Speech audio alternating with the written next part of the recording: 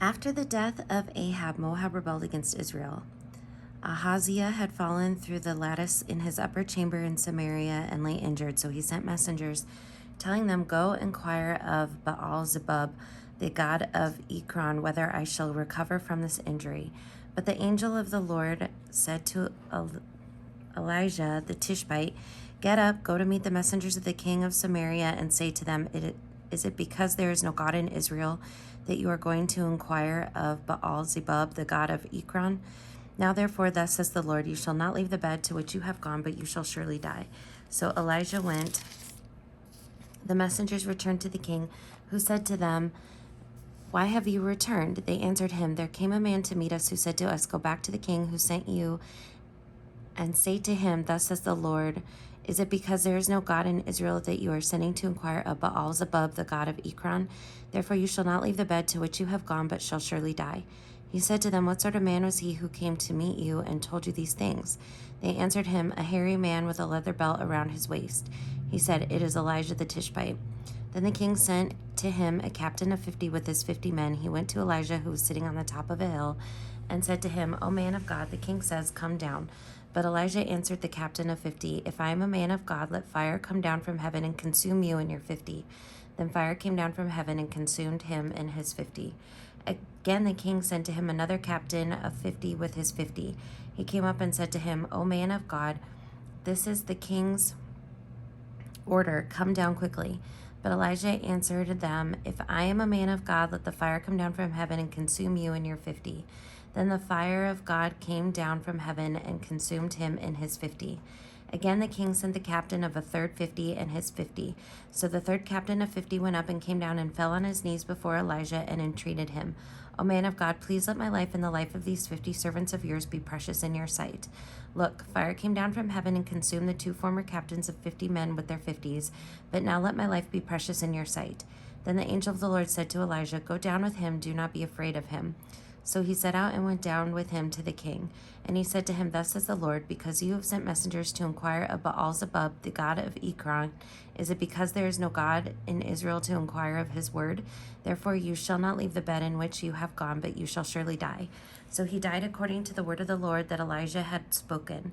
His brother Jehoram succeeded him as king in the 2nd year of King Jehoram, son of Jehoshaphat of Judah, because Ahaziah had no son. Now the rest of the acts of Ahaziah that he did, are they not written in the book of the annals of the kings of Israel? Now when the Lord was about to take Elijah up to heaven by a whirlwind, Elijah and Elisha were on their way from Gilgal. Elijah said to Elisha, "Stay here, for the Lord has sent me as far as Bethel." But Elisha said, "As the Lord lives and as you yourself live, I will not leave you." So they went down to Bethel. The company of prophets who were in Bethel came out to Elisha and said to him, "Do you not know that today the Lord will take your master away from you?" And he said, "Yes, I know. Keep silent." Elijah said to him, "Elisha, stay here, for the Lord has sent me to Jericho." But he said, "As the Lord lives and as you yourself live, I will not leave you." So they came to Jericho. The company of prophets who were at Jericho drew near to Elisha and said to him, "Do you not know that today the Lord will take your master away from you?" And he answered, "Yes, I know. Be silent." Then Elijah said to him, "Stay here, for the Lord has sent me to the Jordan." But he said, "As the Lord lives and as you yourself live, I will not leave you." So the two of them went on. 50 men of the company of prophets also went and stood at some distance from them, as they were both standing by the Jordan. Then Elijah took his mantle and rolled it up and struck the water. The water was parted to one side and to the other until the two of them crossed on dry ground. When they had crossed, Elijah said to Elisha, "Tell me what I may do for you before I am taken from you." Elisha said, "Please let me inherit a double share of your spirit." He responded, "You have asked a hard thing, yet if you see me as I am being taken from you, it will be granted you. If not, it will not."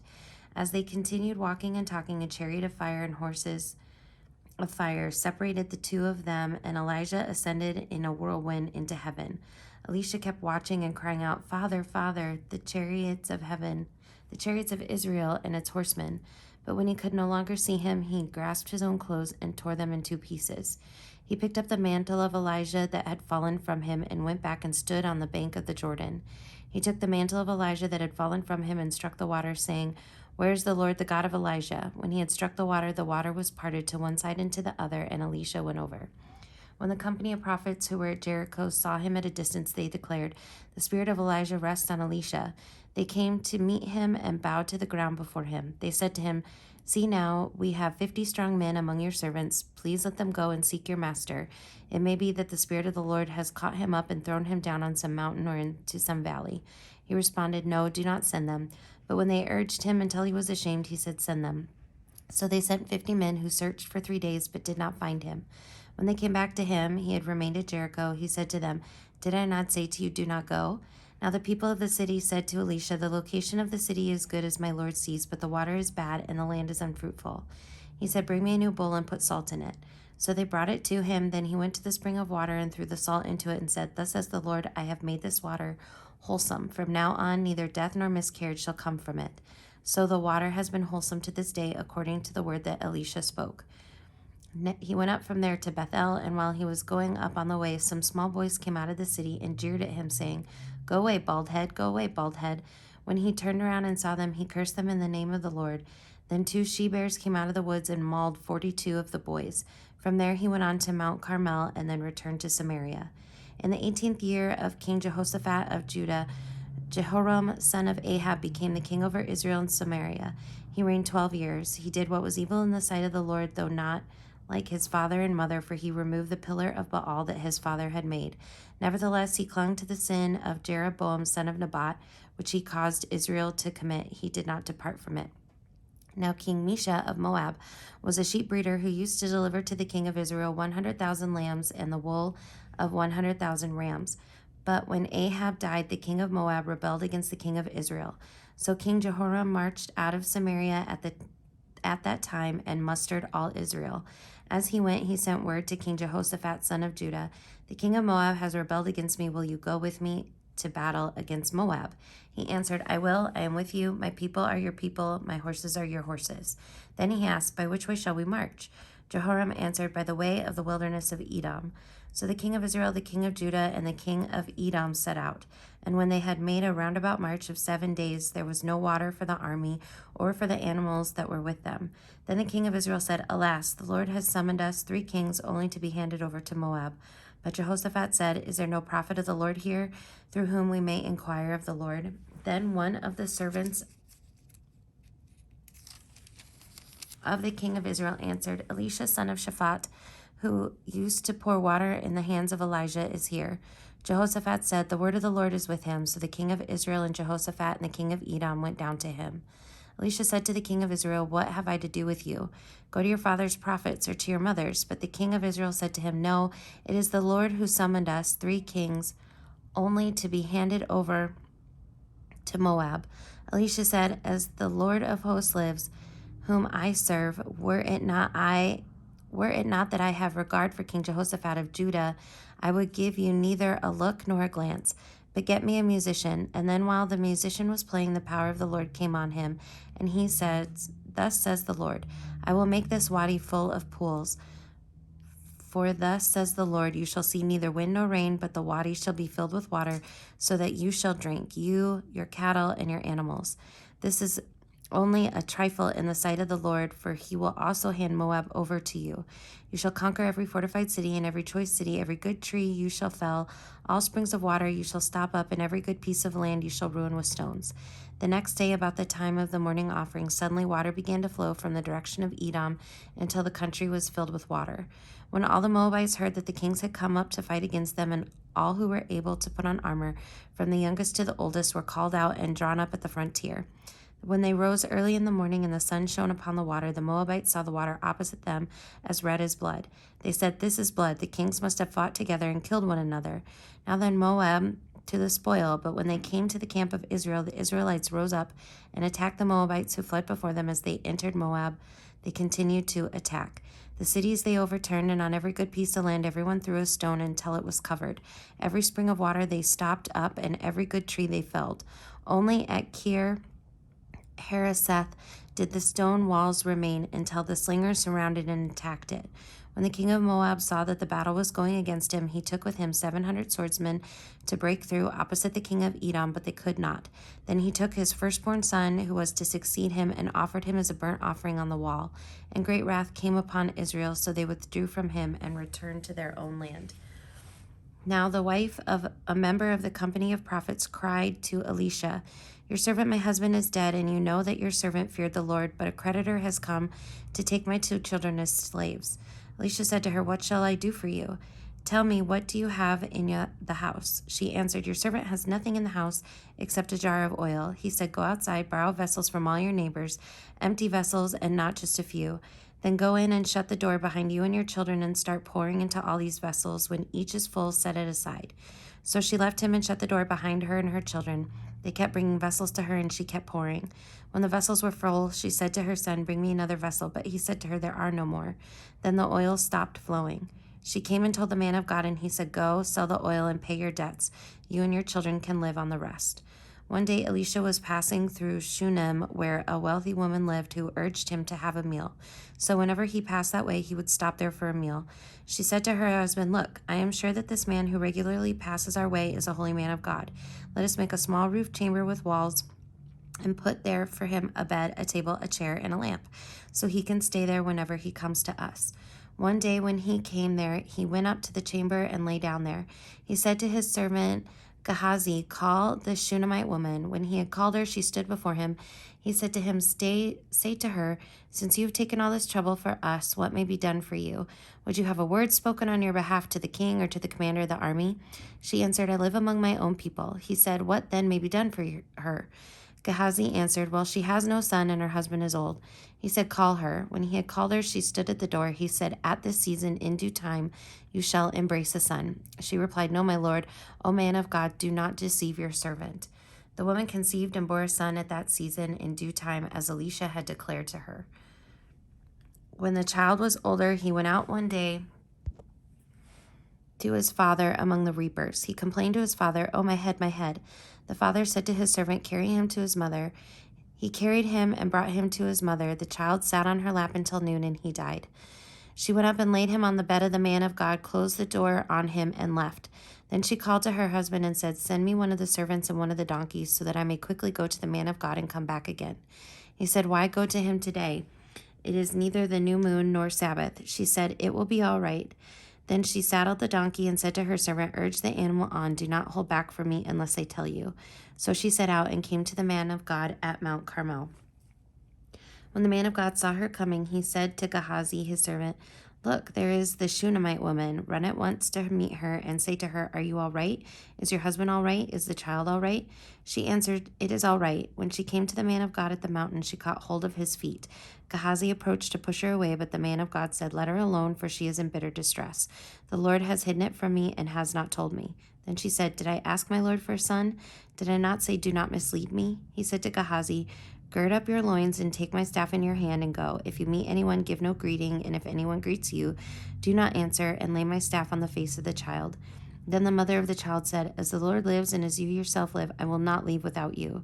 So he rose up and followed her. Gehazi went on ahead and laid the staff on the face of the child, but there was no sound or sign of life. He came back to meet him and told him, "The child has not awakened." When Elisha came into the house, he saw the child lying dead on his bed.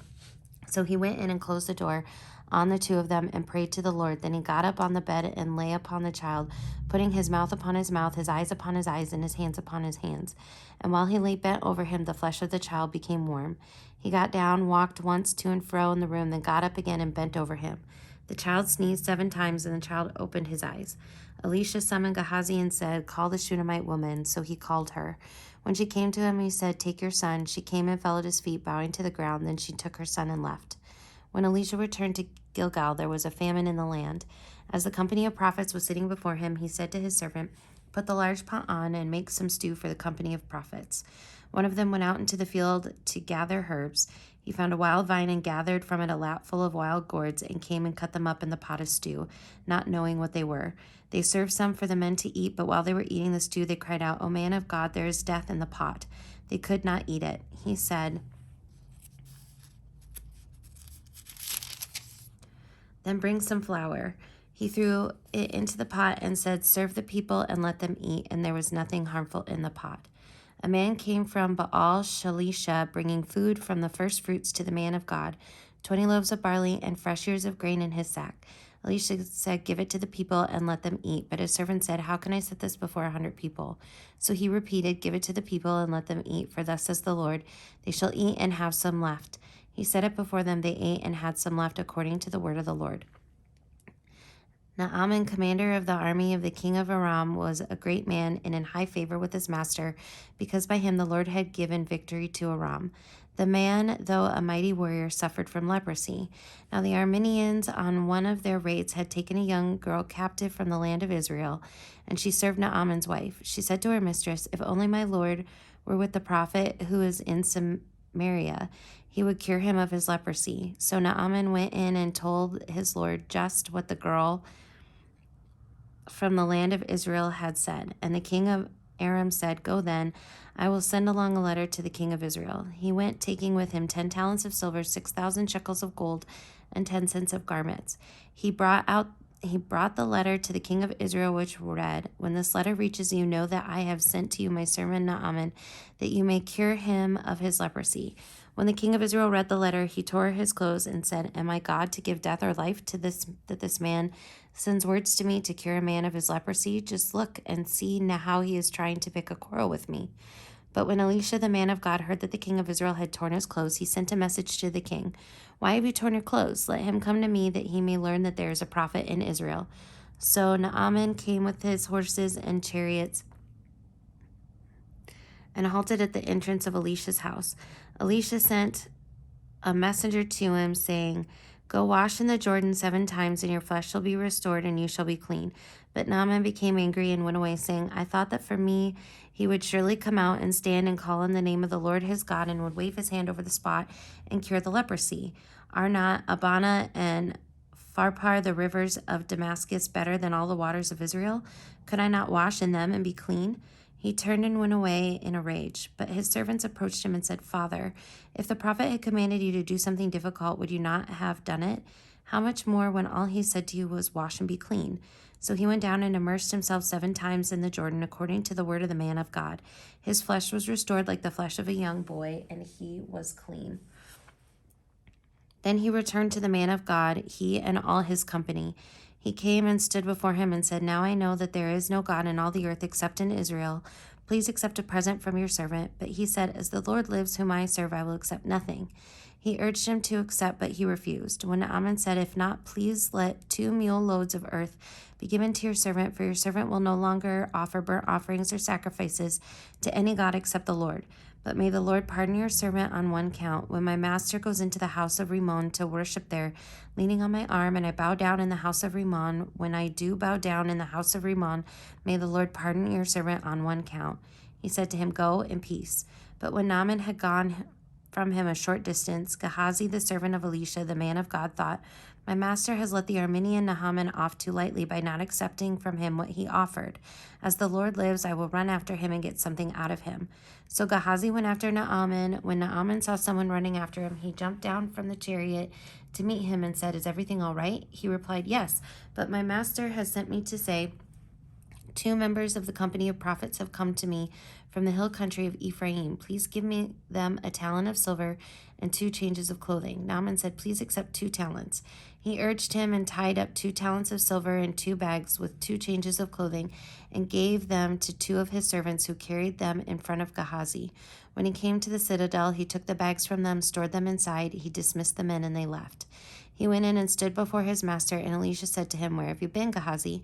He answered, "Your servant has not gone anywhere at all." But he said to him, "Did I not go with you in spirit when someone left his chariot to meet you?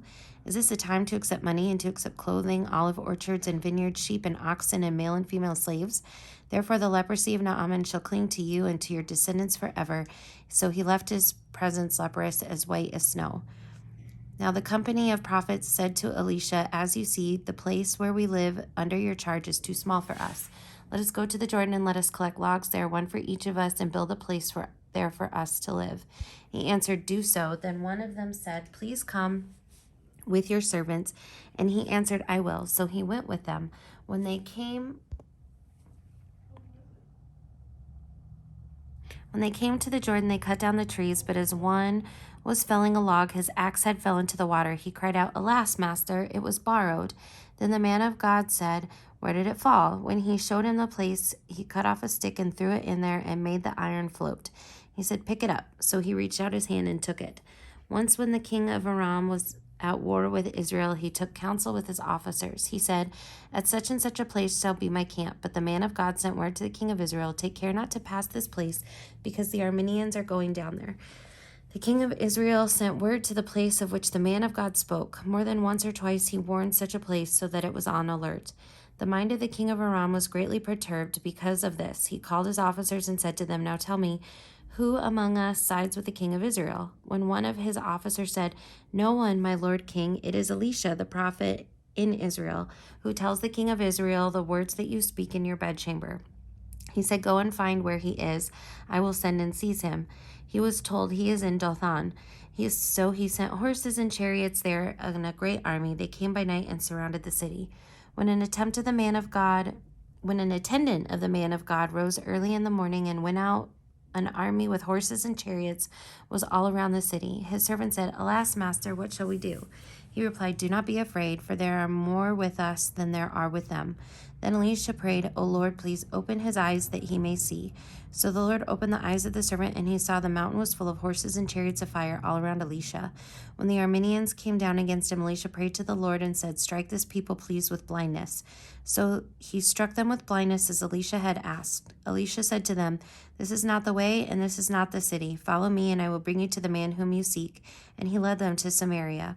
As soon as they entered Samaria, Elisha said, "O Lord, open the eyes of these men so that they may see." The Lord opened their eyes, and they saw that they were inside Samaria. When the king of Israel saw them, he said to Elisha, "Father, shall I kill them? Shall I kill them?" He answered, "No." "Did you capture with your sword and your bow those whom you want to kill? Set food and water before them so that they may eat and drink, and let them go to their master." So he prepared for them a great feast. After they ate and drank, he sent them on their way, and they went to their master, and the Arameans no longer came raiding into the land of Israel. Some time later, King Ben-Hadad of Aram mustered his entire army. He marched against Samaria and laid siege to it. As the siege continued, famine in Samaria became so great that a donkey's head was sold for 8 shekels of silver, and 1/4 of a cob of dove's dung for 5 shekels of silver. Now, as the king of Israel was walking in the city, a woman cried out to him, "Help, my lord king." He said, "No, let the Lord help you. How can I help you? From the threshing floor or from the winepress?" But then the king asked her, "What is your complaint?" She answered, "This woman said to me, 'Give up your son. We will eat him today, and we will eat my son tomorrow.' So we cooked my son and ate him. The next day I said to her, 'Give up your son, and we will eat him.' But she has hidden her son." When the king heard the words of the woman, he tore his clothes. Now, since he was walking on the city wall, the people could see he had sackcloth on his body underneath. And he said, "So may God do to me and more, if the head of Elisha, son of Shaphat, stays on his shoulders today." So he dispatched a man from his presence. Now Elisha was sitting in his house, and the elders were sitting with him. Before the messenger arrived, Elisha said to the elders, "Are you aware that this murderer has sent someone to take off my head? When the messenger comes, see to it that you shut the door and hold it closed against him. Is not the sound of his master's feet behind him?" While he was still speaking with them, the king came down to him and said, "This trouble is from the Lord. Why should I hope in the Lord any longer?" But Elisha said, "Hear the word of the Lord. Thus says the Lord, tomorrow about this time a measure of choice meal shall be sold for a shekel, and 2 measures of barley for a shekel at the gate of Samaria." Then the captain on whose hand the king leaned said to the man of God, "Even if the Lord were to make windows in the sky, could such a thing happen?" But he said, "You shall see it with your own eyes, but you shall not eat from it." Now there were 4 leprous men outside the city gate who said to one another, "Why should we sit here until we die? If we say, 'Let us enter the city,' the famine is in the city, and we shall die there. But if we sit here, we shall also die. Therefore let us desert to the Aramean camp. If they spare our lives, we shall live, and if they kill us, we shall but die." So they arose at twilight to go to the Aramean camp, but when they came to the edge of the Aramean camp, there was no one there at all. For the Lord had caused the Aramean army to hear the sound of chariots and of horses, the sound of a great army, so that they said to one another, "The king of Israel has hired the kings of the Hittites and the kings of Egypt to fight against us." So they fled away in the twilight and abandoned their tents, their horses, and their donkeys, leaving the camp just as it was, and fled for their lives. When these leprous men had come to the edge of the camp, they went into the tent, ate and drank, carried off silver, gold, and clothing, and went and hid them. Then they came back, entered another tent, carried things off from it, and went and hid them.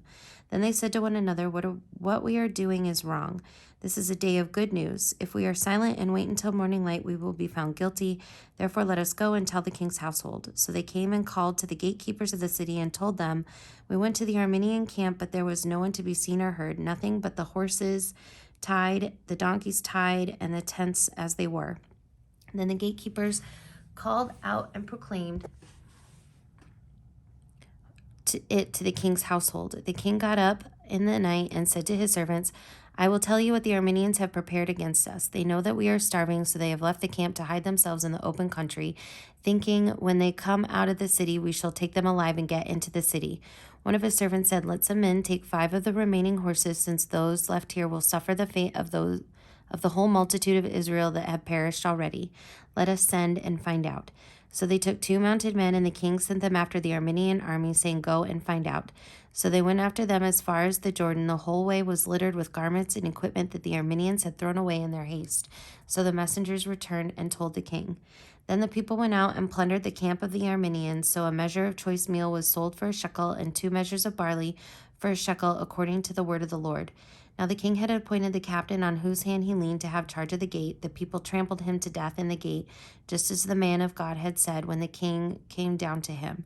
For the man of God had said to the king, 2 measures of barley shall be sold for a shekel, and a measure of choice meal for a shekel, about this time tomorrow in the gate of Samaria. The captain had answered the man of God, Even if the Lord were to make windows in the sky, could such a thing happen? And he answered him, You shall see it with your own eyes, but you shall not eat from it. It did indeed happen to him. The people trampled him to death at the gate. Now Elisha had said to the woman whose son he had restored to life, Get up and go with your household and settle wherever you can, for the Lord has called for a famine, and it will come to the land for 7 years. So the woman got up and did according to the word of the man of God. She went with her household and settled in the land of the Philistines 7 years. At the end of the 7 years, when the woman returned from the land of the Philistines, she set out to appeal to the king of her house and her land.